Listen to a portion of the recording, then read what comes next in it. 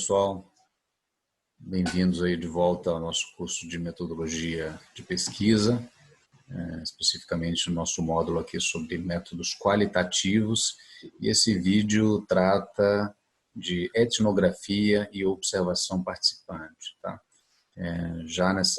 Dando prosseguimento aí à série de vídeos que busca explorar um pouco mais as diferentes formas de se conduzir pesquisa qualitativa, tá bom? Bom, começando então com a definição, né, do nosso primeiro ponto. O que é etnografia, né? Para que ela serve, afinal de contas? Bom, só um pouco de contexto para vocês, para a gente não entrar assim, sem muita explicação nas definições. A etnografia surge ali no final do século XIX, início do século XX, quando alguns antropólogos começam a questionar as pesquisas sociais feitas ali com base apenas em premissas postas, né, sobretudo decorrentes da filosofia da ciência.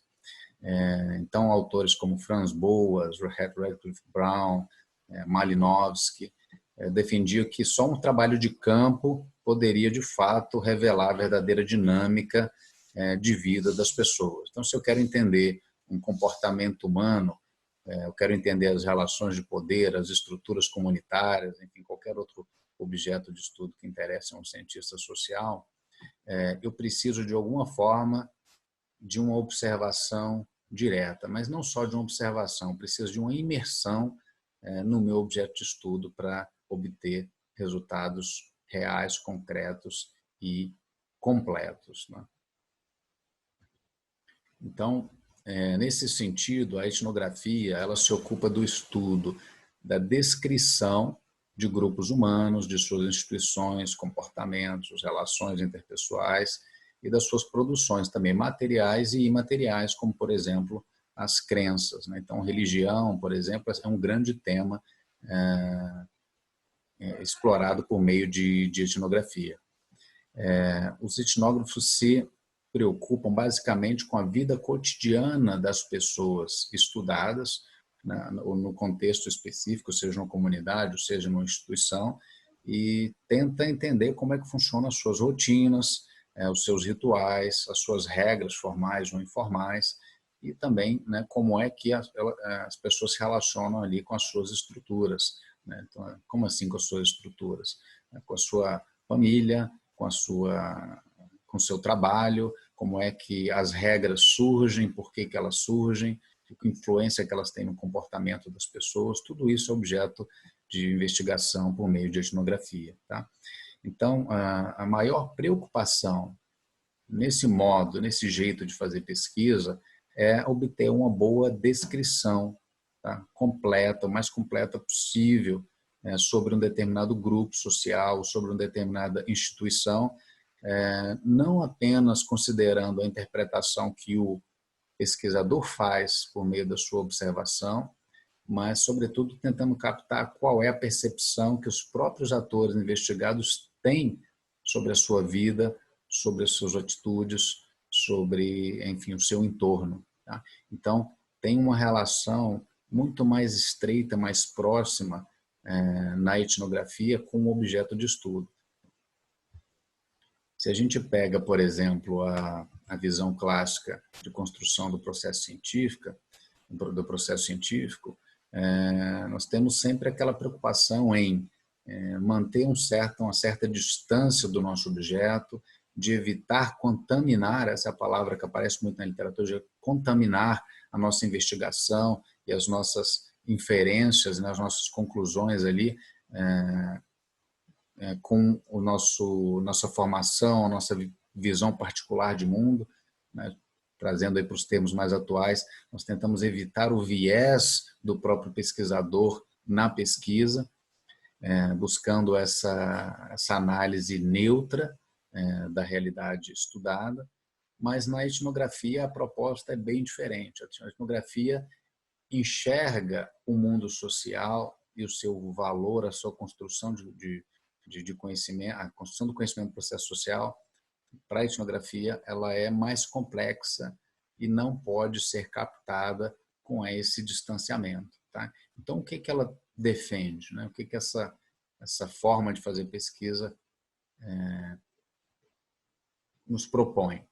Bom, primeiro ela busca desvendar os significados então que os atores sociais atribuem às suas próprias ações, tá?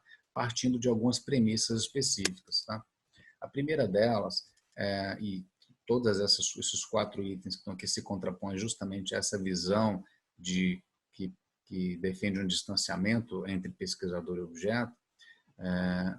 O primeiro ponto, que é a etnografia, e aqui já entrando sobretudo na ideia de observação participante, né? Ou seja, na ideia de que o pesquisador tem que estar imerso na realidade ao qual ele estuda, tem que interagir com as pessoas que são estudadas, então o pesquisador vira parte do seu próprio objeto de estudo, por isso essa ideia de observação participante, ela se justifica com base em uma visão de mundo, na verdade, com uma interpretação que defende uma complexificação maior da coleta e da análise de dados, tá?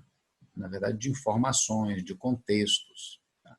A primeira delas é que as pessoas vivem em um mundo de significados aprendidos e que são compartilhados por meio de interações entre grupos. Então, não se acredita nessa tradição que as pessoas agem sem um motivo claro social. Tá? Então, tudo que nós fazemos, as nossas interações, a nossa profissão, enfim, tem relação com o nosso entorno. Nós sofremos influências de outras pessoas, de diversas instituições, e tudo isso ajuda a explicar o nosso próprio comportamento, as nossas expectativas. E essas visões de mundo são compartilhadas com a própria interação social. Bom, essa interação também cria símbolos, né, regras, normas formais e informais que levam as pessoas a desempenharem as suas atividades cotidianas. Então, quando a gente para pensar, por exemplo, por que em casa eu uso um vocabulário, por que no trabalho às vezes eu uso outro vocabulário? Né? Por que eu tenho um determinado código de conduta em determinados ambientes e ele não se aplica a outros ambientes? Por que eu posso ser informal em algumas ocasiões e tenho que ser extremamente formal em outras? Isso tudo tem a ver com símbolos que são criados pelos diversos grupos sociais, em contextos específicos, com influência constante da interação entre as pessoas e entre os diferentes grupos. Então, é um processo contínuo de construção de conhecimento, de normas, de regras que influenciam o comportamento das pessoas. Isso não pode ser captado pelos defensores da tradição etnográfica, sobretudo aqueles que aplicam a observação participante. Né? Essa visão mais complexa não pode ser captada simplesmente com uma observação distante ou pela aplicação de um questionário objetivo, por exemplo. É preciso adentrar ali no seu objeto de estudo e entender, olhando também por dentro, como a vida funciona, e não apenas olhando de fora, porque muitas barreiras são criadas, há muitos filtros necessários para que se chegue ao conhecimento pretendido, que muitas vezes é limitado pelo objeto, pelo distanciamento do pesquisador. Então, é uma tradição muito diferente daquela que habitualmente se encontra nos manuais de metodologia de pesquisa, tá? Sobretudo as pesquisas que se auto-intitulam como objetivas. Né? Bom, a 3 se relaciona basicamente aos pontos 1 e 2 também, então não vou perder muito tempo com ela, mas a 4 conclui essa mesma visão sobre a realidade social, dizendo que nem mesmo o indivíduo deve ser tratado como um ser isolado. Né? Então, a formação das minhas expectativas, das minhas preferências, da maneira como eu me relaciono com o mundo, isso decorre da interação com as outras pessoas, né? Que se relaciona também com as regras que estão postas, sejam elas formais, como as leis, ou sejam elas informais, como a tradição, né, como, enfim, práticas correntes que são desempenhadas por certos grupos sociais com os quais eu me identifico. Isso tudo ajuda a definir quem eu sou e por que eu ajo como eu ajo, porque eu me comporto como eu me comporto. Isso é fundamental para os pesquisadores dessa tradição etnográfica, sobretudo participantes. Tá bom? Isso nos leva a algumas questões bem objetivas e claras também em relação ao processo etnográfico. Primeiro, a etnografia ela é feita in loco, né? Então, se eu preciso, de alguma forma, estar imerso no meu objeto de estudo, eu preciso ir até o local onde ele acontece e observá-lo em ação. Tá? Então, não adianta simplesmente coletar relatos anteriores ou fazer uma revisão de literatura. A ideia da etnografia, sobretudo com essa tradição da observação participante, é de fazer parte do meu próprio objeto de estudo. Então, eu preciso ir ao local onde o fenômeno estudado acontece, para entender como o fenômeno estudado acontece. Tá? E ao contrário aí das tradições objetivas, né, da ciência natural, decorrentes das ciências naturais, os pioneiros da pesquisa de campo, né, os autores como Franz Boas, o Radcliffe Brown, Malinowski, eles passaram então a viver nas suas próprias comunidades analisadas, né? Então, não é apenas uma questão de aplicar instrumentos de pesquisa, é uma tentativa maior de tornar-se parte do próprio objeto de pesquisa, acreditando que essa experiência, essa vivência do campo fornece informações importantes para se desvendar, enfim, o funcionamento daquela sociedade ou daquele fenômeno estudado. Tá? Assim, os etnógrafos, então, são ao mesmo tempo participantes da comunidade e também observadores daquela fonte de informação. Tá? Na observação participante, é importante que o pesquisador busque, então, não apenas uma autorização para fazer a pesquisa, um consentimento para atuar enquanto pesquisador. Isso é muito comum. Quando nós vamos fazer pesquisa qualitativa, então vamos entrevistar uma pessoa, por exemplo, um agente de uma instituição, nós normalmente temos ali um termo de consentimento, né, e ele assina, autoriza a gravação da entrevista, a transcrição, o uso das informações na pesquisa. No meu caso da observação participante, esse processo é um pouco diferente. Por quê? Porque eu preciso, sim, me apresentar enquanto pesquisador, eu preciso deixar claro quais são os meus objetivos, mas eu preciso buscar também uma certa aceitação para atuar como membro daquele grupo. Se a ideia é de me misturar com o meu objeto de estudo, eu preciso de alguma forma que as pessoas que compõem esse grupo me aceitem, né? E que permitam que eu faça parte do dia a dia daquela instituição ou daquela comunidade. Então, tem um processo que é mais delicado, um pouco mais informal, que é o processo de construção de confiança e de busca por uma legitimação para que a atuação seja potencializada durante o curso da pesquisa. Tá? Então, o observador participante deve fazer um esforço para ser aceito e não simplesmente buscar o seu reconhecimento enquanto cientista. Dessa forma, o observador participante pode, né, e recorrentemente isso acontece, ele perde o controle de uma série de elementos da sua própria pesquisa. Como assim perde o controle? Ora, se eu vou fazer parte de uma comunidade e estou disposto a ser levado pela própria comunidade, pela sua própria rotina, pelo seu próprio funcionamento, talvez o meu roteiro de pesquisa não me seja muito útil, né? Então, eu preciso estar disposto a viver as experiências diversas que aqueles atores vivem e não tenho condições, muitas vezes, de antecipar o que vai acontecer. Então, é muito comum que um roteiro que tenha sido bem detalhado, bem preparado para a pesquisa de campo, seja completamente abandonado, tendo em vista o que acontece ou algo novo que surge ali dentro daquela comunidade, daquela instituição que o pesquisador estuda. Então, é um desafio grande para o pesquisador que faz uma observação participante tentar manter esse equilíbrio entre se jogar aí nessa experiência de campo, mas ao mesmo tempo não abandonar ali os seus objetivos de pesquisa e ficar o tempo inteiro atento para as questões que realmente importam para o seu trabalho, porque senão ele acaba apenas vivendo a experiência conjunta com o seu objeto, mas não necessariamente ele vai estar atento para os fatores, para as variáveis, para os fenômenos que interessam para a sua pesquisa de campo.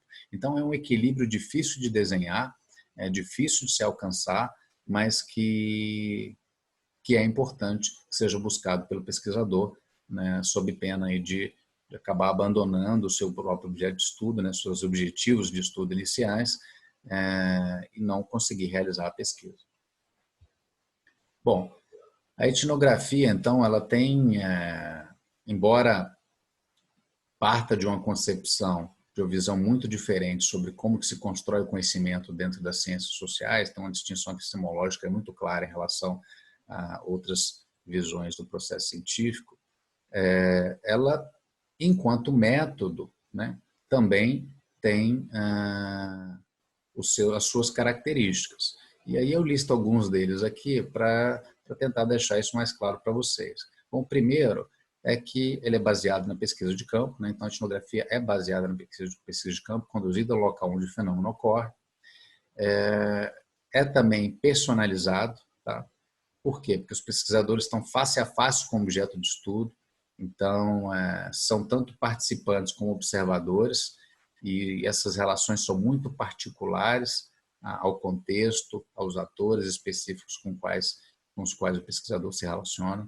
Ela também esse método, né, também multifatorial, ou seja, ele usa diversas técnicas de coleta de dados. Então, dentro de um trabalho etnográfico, você pode, além dessa vivência, e deve se valer ali de todas as técnicas que estiverem à sua disposição para coletar as informações que interessam para a sua pesquisa. Então, no meio dessa convivência com objeto de estudo, você pode aplicar questionários, você tem que triangular informações, então não adianta também utilizar apenas uma fonte de informação que vai te guiar naquela instituição, naquela comunidade. Você precisa triangular as informações, ver se tem uma opinião divergente e tentar encontrar a verdade, né, por trás desses relatos coletados. Você pode analisar documentos, enfim, tem uma série de técnicas que podem e devem ser utilizadas dentro de um processo etnográfico. Normalmente exige médio ou longo prazo, tá? Por quê? Porque as interações, até essa construção da confiança, o conhecimento do próprio objeto de estudo exige interações duradouras com as pessoas estudadas. Mas é difícil de estabelecer aí um marco temporal, né? Não posso dizer que tem um tempo médio para isso. Depende muito do contexto subjetivo de pesquisa. Pode demorar 2 anos. Há casos, por exemplo, de estudos em comunidades tradicionais em que os pesquisadores passam 1 ano, 2 anos vivendo com aquela comunidade para entender o seu funcionamento. Às vezes tem questões sazonais, ou seja, tem rituais que só acontecem em determinada época do ano e o pesquisador precisa passar por todas elas. Mas é possível também que você consiga entender o que você precisa para a sua pesquisa em 1 semana. De repente, se você quer fazer uma etnografia de uma instituição, sei lá, do Congresso Nacional, se você passa ali 1 semana dentro de uma comissão temática específica que é relevante para a sua pesquisa, você já conhece, já consegue saber como é que ela funciona, quais são os ritos, quem é que manda, quem é que tem, como é que o poder está distribuído entre aqueles atores, enfim. Com pouco tempo você consegue coletar informações relevantes, mas isso não muda a forma, tá? Ou seja, essa ideia de que você precisa interagir com o teu próprio objeto, tá? Bom, ele é indutivo também, esse método é um método indutivo, ele não parte de um acúmulo descritivo, ele parte desse acúmulo descritivo sobre o objeto de estudo para propor explicações, tá? Ele não busca testar hipóteses já prontas, dadas descritas na teoria ou nos modelos existentes. A ideia é justamente de descobrir novas possibilidades, novos processos, novos mecanismos que expliquem por que determinados fenômenos ocorrem. Tá? É um processo também dialógico, né, porque ele é conduzido ali pelas conclusões e interpretações do pesquisador, mas em contato constante com seus informantes, com seu próprio objeto de estudo. Então, o processo de interpretação, ele funde os horizontes ali do pesquisador com os dos seus informantes, do seu objeto de estudo. E é um método também, né, considerado na literatura como holístico. Eu não gosto muito dessa palavra, uma palavra que hoje é muito utilizada e muitas vezes não diz quase nada, mas para os nossos interesses particulares aqui, quer dizer basicamente que ela busca um retrato mais completo do objeto de estudo. Então, ela expõe o pesquisador a uma quantidade enorme de detalhes, de interações, de atores, e buscando sempre aquele objetivo de construir uma descrição bem abrangente, mas também bem profunda do objeto de estudo. E para a gente concluir, eu trago aqui para vocês 2 exemplos recentes de etnografias, né, que, para quebrar um pouco essa ideia de que a etnografia é um método só feito, né, aplicado pelos antropólogos, só em comunidades tradicionais. Não, hoje em dia nós temos etnografias aplicadas nos grandes centros urbanos, nas mais diversas situações, e que têm produzido resultados importantíssimos. Então, trago o primeiro deles aqui que eu trago, é o trabalho do Ayero, na Argentina, que chama Pacientes del Estado, né? E tem uma versão em inglês aqui também, Patients of the State. Nesse trabalho, o Ayero, ele mostra, né, como é que a espera provocada pelo sistema de assistência social em Buenos Aires pode ser entendida e até mesmo utilizada como uma forma de controle do Estado sobre a cidadania. Tá? Então, ele coloca aqui, né, o poder do Estado se manifesta pela rendição do cidadão à sua autoridade lenta e difusa. Acho que vale a pena vocês lerem esse texto com mais cautela, ou tem várias resenhas também publicadas na internet, mas basicamente o tipo de conclusão que ele tira desse trabalho não seria possível, dificilmente seria possível, por meio simplesmente de aplicação de um survey, de um questionário, de algumas entrevistas. Ele passou a conviver com essas pessoas diariamente nos centros de atendimento social de Buenos Aires, para entender o que acontecia, por que demorava tanto, por exemplo, para uma pessoa conseguir ter o seu pedido de um benefício social atendido. E ele descobriu que muitas vezes não existia um motivo aparente, um motivo claro, né? Na verdade, nenhum motivo, né? Nem existia um motivo. O Estado, muitas vezes, utilizava dessa demora, desse poder que ele tem de fazer, de criar uma certa dependência, para controlar, enfim, a vida de algumas dessas pessoas. Tá? Então, é basicamente o seguinte, diante da falta de alternativas, né, o Estado tinha a possibilidade ali de continuar mantendo essas pessoas dependentes das suas estruturas para que, eventualmente, numa eleição futura, com medo, muitas vezes, de ter o seu benefício cortado ou descontinuado, elas tenderiam, né, a seguir fiéis àqueles atores ali que estavam no poder naquele dado momento. Então, assim, esse é só um dos exemplos que eu trago para vocês, mas que mostram que tipo de análise que pode ser feita por meio de uma etnografia.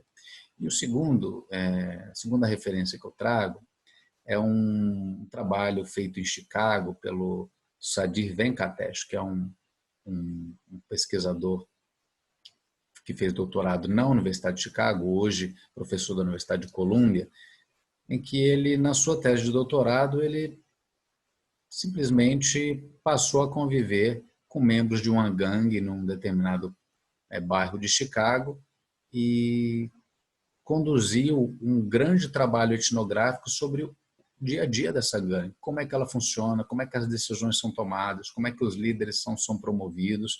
E o trabalho foi muito rico e ganhou uma notoriedade enorme nos Estados Unidos, está aqui, né, com o New York Times bestseller, porque ela trouxe, por exemplo, informações que nem mesmo as investigações policiais mais detalhadas tinham conseguido identificar até então. Por exemplo, ele conseguiu detalhar com muita clareza como é que funcionava a contabilidade do crime, né? Por quê? Porque ele passou a viver como um membro da gangue, né? Isso com a aceitação da própria gangue, né? Então ele explicou que era um pesquisador, era um estudante de doutorado e que ele queria fazer parte daquela gangue e que os resultados que ele coletasse ele iam servir para o seu trabalho que seria publicado. E assim, dentro dos acordos que foram feitos ali de sigilo e das informações coletadas e também dentro desse pacto firmado, né, dessa confiança criada entre ele e os demais membros da gangue, ele conseguiu sim conviver por um grande tempo, por um bom tempo com essa gangue, tornando-se parte dela por um tempo e depois colocou tudo na sua tese, que virou esse livro aí, Gang Leader for a Day. Acho que vale a pena vocês entenderem. Não sugiro aqui que ninguém vá participar de uma gangue para sua dissertação de mestrado, mas eu acho que mostra o espírito, a essência da etnografia que pode ser aplicado para diversos outros contextos, diversos outros objetos de estudo. Tá bom, gente? Então, aqui eu concluo então o nosso segundo vídeo e a gente continua na sequência falando um pouco de instrumentos de levantamento de dados em pesquisa qualitativa.